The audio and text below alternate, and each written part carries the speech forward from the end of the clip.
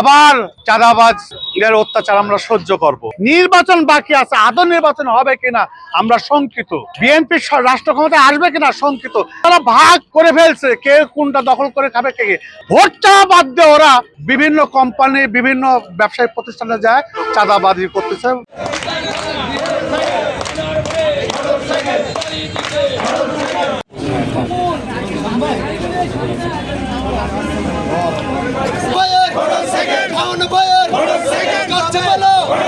হ্যাঁ, এটা পরিকল্পনা বিগত সরকার বারবার প্রতিশ্রুতি দিচ্ছে, হয়নি। আমরা চেষ্টা করব এবং আমি বিশ্বাস করি যদি আগামীতে পরিবর্তন আসে, একটা বিএনপি যদি ক্ষমতায় আসে, আমি এতটুকু বলতে পারি এটা বাস্তবায়ন হবে এবং এটা আমাদের জন্য ফরজ, ঈশ্বরদীবাসীর জন্য ফরজ।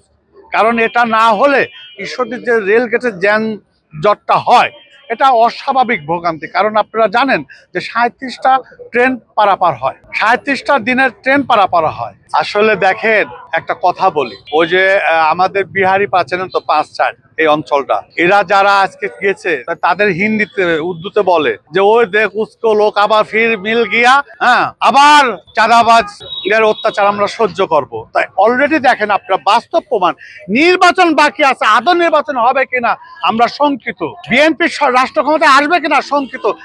ওই যে বললাম না, তারা ভাগ করে ফেলছে, কে কোনটা দখল করে খাবে, কে তারই ফলশ্রুতিতে দেখেন ভোট চাওয়া বাদ দিয়ে ওরা বিভিন্ন কোম্পানি বিভিন্ন ব্যবসায়িক প্রতিষ্ঠানে যায় চাঁদাবাজি করতেছে। এটা করতে হবে, একে এই করতে হবে। দেখছেন এরা বিএনপি, এরা তো বিএনপি না। যার কণ্ঠ পেয়েছেন সে আওয়ামী লীগ করতো, সে এখন হাবিবের ডানার তলে এসে বিএনপি সাজিয়েছে। দেখেন কতবার দুঃসাহস, তারা একটা ফ্যাক্টরিতে যেখানে আমাদের অনেক বেকার ছেলে মেয়ে কাজ করে খায়, সেখানে যা হুমকি ধুমকিতে চাঁদা চাচ্ছে, এখনই এটা শুরু করছে। তাহলে এই ধানের শীষের প্রতীক নিয়ে যদি এই রাঘব বুয়ার শকুনরা যদি যেতে, তাহলে আমার ঈশ্বরদীর বাসীর আটগড়া বাসীর কপালে কি আছে এর থেকেই প্রমাণিত হয়ে যাচ্ছে।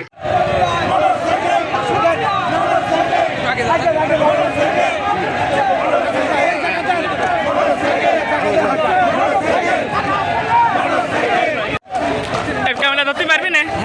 আচ্ছা একটু পরে লাইভ দেবে। হ্যাঁ একটু পরে কয়েকটা ফুটেজ দিলি আগে।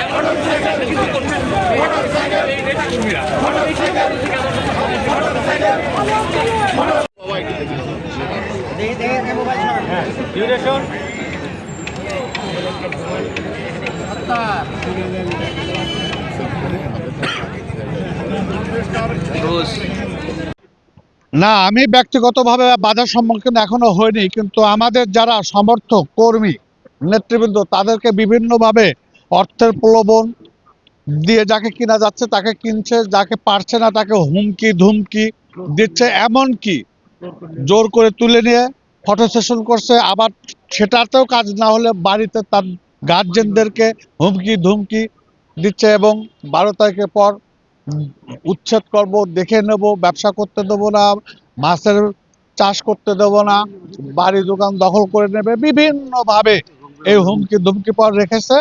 কিন্তু মাঠে ব্যাপক জনগণের সাড়া, যে কারণে আমাকে গতিরোধ করতে এখনো সাহস পায়নি।